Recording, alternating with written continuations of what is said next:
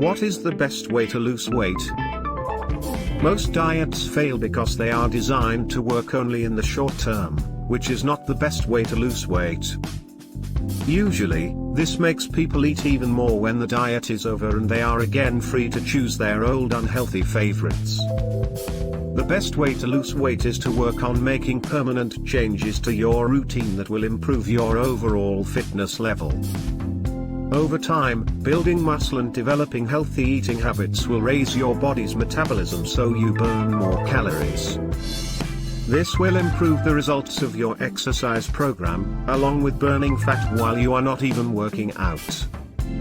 Guys, if this is your first time seeing a video on this channel, please subscribe by clicking the bell icon, and if you like the video, please hit the like button. There are two ways to increase your body's metabolism: increase physical activity and eat smaller meals throughout the day.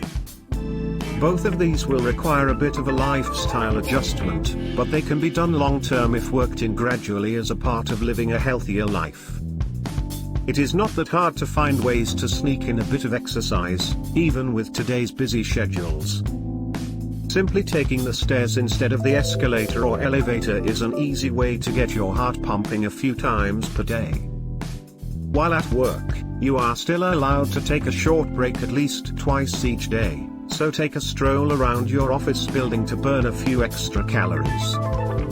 Eating smaller meals can be enjoyable if you make those meals delicious and filling. After all, who wouldn't want to eat 6 times a day instead of only 3? Giving your body smaller meals to process more frequently throughout the day keeps the digestive system active and prevents an excess of calories from building up. When your body senses that it has taken in more than it is expending, it will begin to convert those excess calories to fat as a reserve for times when food is scarce. Eating 3 large meals actually puts your body into a feast-famine cycle, causing your metabolism to increase and slow back down several times a day.